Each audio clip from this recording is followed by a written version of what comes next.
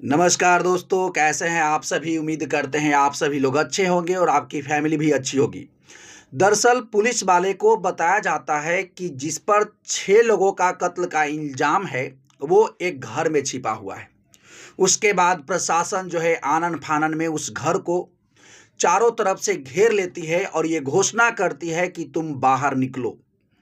ज़ोर-ज़ोर से यानी प्रशासन की तरफ से ये बोला जाता है, लेकिन उसके अंदर से कुछ देर बाद एक शख्स बाहर निकल के आता है और वो प्रशासन से पूछता है कि साहब आप किसको खोज रहे हैं। तब प्रशासन बोलता है कि हमको सलीम का खोज है, हमको सलीम से मिलना है। तब उस घर से जो शख्स बाहर निकला था तब वो बताता है कि साहब आप जिसको आप खोज रहे हैं उसका मौत जो है आज से लगभग 1.5 महीने पहले ही हो चुका है।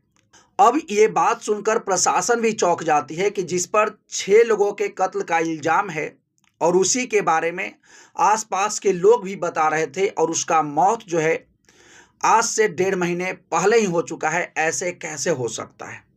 प्रशासन भी दंग रह गई थी, लेकिन अब प्रशासन के पास भी जो है कोई ऑप्शन नहीं था। तो दोस्तों, आज के इस कहानी में हम जानने का प्रयास करेंगे कि वो कौन 6 लोग हैं जिनका कत्ल किया गया और प्रशासन उसके असली कातिल तक आखिरकार कैसे पहुंचती है। तो दोस्तों, आज की जो सच्ची घटना हम आपको सुनाने जा रहे हैं वो राजस्थान के भीलवाड़ा की है, जहां पर सुबह का समय रहा होगा। प्रशासन के पास एक कॉल आता है और ये बताया जाता है कि हाईवे से सटे एक जगह के पास जो है यानी 2 लाशें पड़ी हुई है। उसके बाद प्रशासन की एक टीम जो है वहां जाने की तैयारी में जुट जाती है, लेकिन उसी के कुछ देर बाद जो है प्रशासन के पास एक कॉल आता है और ये बताया जाता है कि उससे कुछ दूरी पर जो है यानी लगभग 4-5 किलोमीटर दूर पर 4 बच्चों का कत्ल किया गया है। उसके बाद प्रशासन जो है यानी दोनों जगह पर चूंकि प्रशासन को जाना था तो प्रशासन जो है 2 टीम बनाती है और 2 टीम में बंटकर दोनों जगह पर जाती है और दोनों को जो है काफ़ी अच्छे से मुआयना किया जाता है। लेकिन प्रशासन को दोनों जगहों पर जहां पर कत्ल किया गया था उसमें एक ही चीज कॉमन था कि दोनों जो शव थे यानी एक जगह एक पुरुष और एक महिला का कत्ल किया गया था और एक जगह जो 4 छोटे छोटे बच्चे थे उनको कत्ल किया गया था। दोनों में एक ही समानता था कि दोनों को जो है धारदार हथियार से मारा गया था, लेकिन पुरुष और महिला जो थे उन पर ज़्यादा ही जो है ताबड़तोड़ वार किया गया था। लेकिन अब प्रशासन के पास अब ये समस्या था कि आखिर इनके बारे में कैसे पता करें कि आखिर ये कौन है और आखिर इनको क्यों मारा गया। प्रशासन आसपास में बहुत सारे चीज़ों को खोजने का प्रयास करती है, लेकिन प्रशासन को वहां से कोई भी क्लू नहीं मिल पाता है। उसके बाद प्रशासन उस व्यक्ति के शर्ट पर लगे जो है एक स्टिकर पर उसका ध्यान जाता है और उसके बाद उस स्टिकर को जब वो के बारे में पता करती है तो ये पता चला कि ये यहाँ से लगभग 90 किलोमीटर दूर एक टेलर है, वहीं का ये शर्ट है। जब प्रशासन उस टेलर के पास जो है पहुंचती है और इस शर्ट के बारे में पूछती है कि क्या ये शर्ट आपके यहाँ का है, तब वो बताता है टेलर कि जी हाँ साहब, ये शर्ट जो है मेरे यहाँ की ही है और यदि आप इस व्यक्ति के बारे में यदि खोज रहे हैं, पूछ रहे हैं, तो ये जो है आपको यहाँ से कुछ दूर पर जा कर के हाउसिंग कॉलोनी में पता करना होगा और वहाँ पर आपको इसके बारे में पूरा जानकारी मिल जाएगा। अब प्रशासन जो है हाउसिंग कॉलोनी पहुँचती है और उसके घर पर जहाँ पर कि टेलर ने बताया था उसके घर पर जाती है। प्रशासन आसपास के यानी मोहल्ले वालों के सामने जो है उसके घर को दरवाजे को खोलती है और जब घर के दरवाजे को खोला जाता है तो उसके जो है एक टेबल पर एक नोट पेपर पड़ा हुआ था, उसमें एक नंबर लिखा हुआ था और उसमें एक नाम लिखा हुआ था। और जब उस नंबर पर कॉल किया जाता है और ये बताया जाता है कि ये व्यक्ति का मौत हो चुका है, उसके बाद वो व्यक्ति उधर से बताता है कि आपको हमारे पास आने की ज़रूरत नहीं है, आप जो है नज़दीक में ही सलीम के घर पर जाइए और आपको असली कातिल वहीं मिलेगा। उसके बाद प्रशासन को लगता है कि शायद हमें अभी कामयाबी मिल चुकी है और हम इस केस को जल्दी सुलझा लेंगे। अब प्रशासन आनन फानन में उसी के पड़ोसी जो है सलीम के घर पहुंचती है और उसके घर को चारों तरफ से घेर लेती है और ये घोषणा करती है कि आप बाहर निकलो। लेकिन जब सलीम के घर को घेरा जाता है तब उस घर से एक शख्स निकलता है और वो पूछता है कि साहब आप किसको खोज रहे हैं। तो प्रशासन के तरफ से बताया जाता है कि हम सलीम को खोज रहे हैं।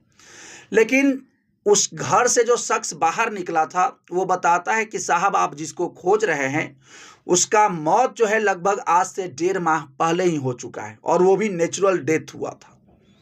अब प्रशासन को लगता है कि आखिर जब मोहल्ले वाले और जिनसे पूछा गया वो बताए हैं कि असली कातिल इसी घर में मिलेगा, तो आखिर ऐसे कैसे हो सकता है। अब प्रशासन को फिर से लगता है कि मेरे हाथ तो जो सबूत आया था वो भी सबूत जो है लगभग समाप्त हो चुका है। लेकिन एक चीज प्रशासन को जरूर खटक रहा था। जिस प्रकार से सलीम के घर जब प्रशासन पहुंची थी, जो शख्स दरवाजा खोला था वो शख्स कोई और नहीं, वो सलीम का बेटा जो है शराफत था। प्रशासन उसके व्यवहार से थोड़ा सा अचंभित जरूर थी। इस प्रकार से उसका व्यवहार था, उसके व्यवहार से कुछ ना कुछ जो है अजीब हरकत जरूर लग रहा था। अब प्रशासन को चूंकि कोई और क्लू मिल नहीं रहा था, अब प्रशासन को लगता है कि क्यों ना शराफत से ही और कुछ पूछताछ किया जाए। अब जब प्रशासन शराफत से पूछताछ करना शुरू करती है और उस पर दबाव डालती है, उसको अपने तरीके से पूछती है। शराफत से पुलिस के द्वारा पूछा जाता है कि तुम जो है 27 जुलाई को शाम यानी रात में तुम कहाँ थे और 28 जुलाई के दिन में तुम कहाँ था। तब वो बताता है कि साहब हम अपने दोस्त के साथ अजमेर गए हुए थे और उसी के साथ थे। अब चूंकि ये अपने दोस्त का नाम भी बताता है और प्रशासन अब इसके दोस्त को भी उठाती है, और जब प्रशासन इसको दोस्त को उठाती है तब प्रशासन को इसका दोस्त बताता है कि हाँ साहब, हम और मेरा दोस्त जो है हम दोनों अजमेर गए थे और वो मेरे साथ ही था। लेकिन प्रशासन को कुछ ना कुछ अभी भी जो है यानी ऐसा लग रहा था कि शायद ये लोग जो है कुछ ना कुछ हमसे छिपा रहे हैं। लेकिन इसी बीच जब प्रशासन अपने रवैये से अपने तरीके से पूछताछ करती है तब जाकर के ये दोनों सच बताना शुरू करते हैं और ये बताते हैं कि जिस शख्स का मौत हुआ है वो मेरा पड़ोसी है और उसका नाम जो है। जब प्रशासन अपने तरीके से पूछताछ करती है तब ये बताना शुरू करता है कि जिस शख्स का मौत हुआ है वो मेरे पड़ोसी है और उसका नाम यूसुफ है और उसकी पत्नी का नाम जो है चांद तारा है। और ये शख्स बताता है यानी शराफत बताता है कि ये चांद तारा का संबंध जो है मेरे पिता सलीम के साथ था और इस वजह से मेरे पिता जो है जब घर आते थे यानी अजीब हरकत करते थे और हम सभी के ऊपर दबाव बनाते थे और हम सबको परेशान करते थे और हम सभी लोग इससे काफ़ी ज़्यादा परेशान थे। लेकिन अचानक जो है सलीम की मौत हो जाती है। के बाद ये यूसुफ और चांद तारे इसके घर पर आते हैं और इनका व्यवहार जो है अभी भी बदला नहीं था, वो उसी प्रकार से व्यवहार कर रहे थे। अब इस बात से जो है शराफत काफ़ी दुखी होता है। उसको लगता है कि जीते जी जब मेरे पिताजी जीवित थे तब भी इनके वजह से मेरे घर में परेशानी हुआ करता था और अब जब मर गए हैं तब भी इनका अभी रवैया नहीं बदल रहा है। उसको लगता है कि इन दोनों को जो है रास्ते से हटाना बहुत ज़रूरी है। अब वो प्लान बनाता है अपने दोस्तों के साथ और ये इनको राज़ी कर लेता है कि हम सभी लोग अजमेर चलेंगे। और अजमेर जाने के लिए ये यूसुफ और चांद तारे और इनके चारों बच्चे यानी तैयार होते हैं और वो अजमेर के लिए निकल जाते हैं। रास्ते में एक सुनसान जगह पड़ता है जहां पर ये लोग जो है गाड़ी रोकते हैं और वहीं पर ये सभी लोग जो है आराम करना शुरू करते हैं। और जब यूसुफ और उसकी पत्नी और उसके बच्चे जो है यानी गहरी नींद में थे, उसी बीच ये शराफत और उसका दोस्त जो है लगातार तेज हथियार से धारदार हथियार से जो है यानी इन लोगों पर वार करता है और इन दोनों पति पत्नी को मौत की घाट उतार देता है। उसके बाद उन दोनों के लाश को वहीं पर छोड़ करके इनके बच्चे को जो है वहां से ले करके जाना शुरू कर देता है कहीं और। लेकिन बच्चे अपने अब्बू और अम्मी को खोज रहे थे और वो लगातार रो रहे थे। इस वजह से शराफत फिर से परेशान होता है और कुछ दूर जाने के बाद उन सभी बच्चों को जो है सर कलम कर देता है, गर्दन को जो है काट देता है और वो चारों बच्चे को वहीं पर मौत की घाट सुला देता है। अब इनको मारने के बाद जो है वो वहां से फरार हो जाता है और उसका दोस्त भी वहां से चला जाता है। अभी इस मामले का पर्दाफाश हो चुका है और एक टेलर की वजह से इसके असली कातिल का जो है पता चल चुका है और इसके ऊपर एफआईआर किया गया है और इसको जेल भी हो चुका है।